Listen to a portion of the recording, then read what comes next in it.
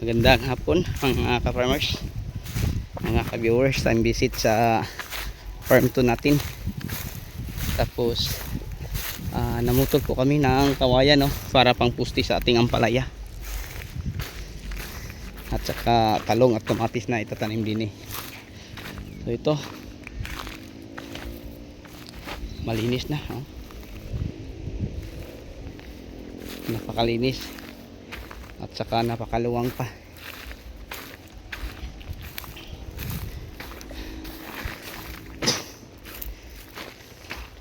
So ang lupa mga ka-farmers, sobrang tuyo na.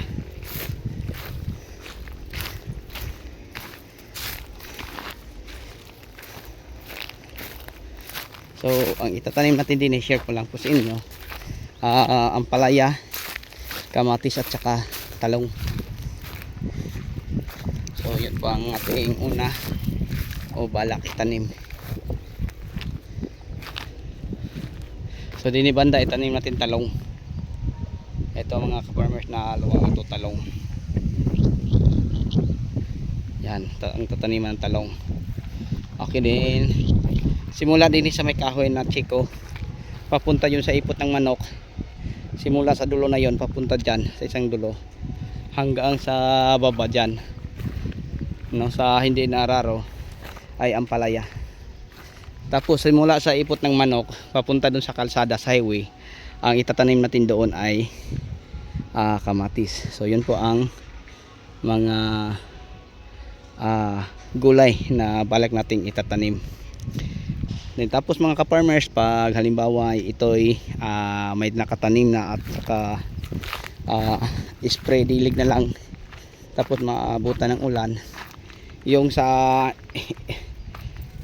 area na hindi pa nararaw ay ipapalamprip natin. Pero ngayon mga ka-farmers, ipapalamprip na namin to para pagdating sa ulan, no, mga month of May, June ba, so pwede na namin matataniman ng gulay dyan.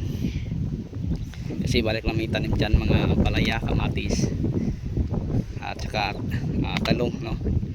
Parang ganyan mga ka-farmers. So napakaganda ang area na ito. Napakaluwang lang, nasa gitna ako banda. So yung sasakyan namin yan, L3 ang dala namin ngayon.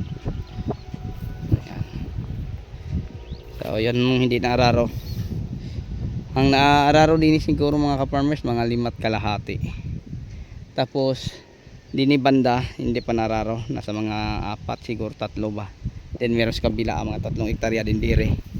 Then tapos yung kahuyan kasama pa mga farmers, no, yung mga kahuyan dyan kasama pa. So ulitin ko, dini banda ang itatanim natin talong. Dini sa aking likuran, dini banda hanggang doon sa ipot ng manok, punta dyan, din papunta doon ay ampalaya, at doon banda naman ay kamatis. Yun lang po siguro, hanggang dito na lang. Maraming salamat, bye bye and God bless, thank you.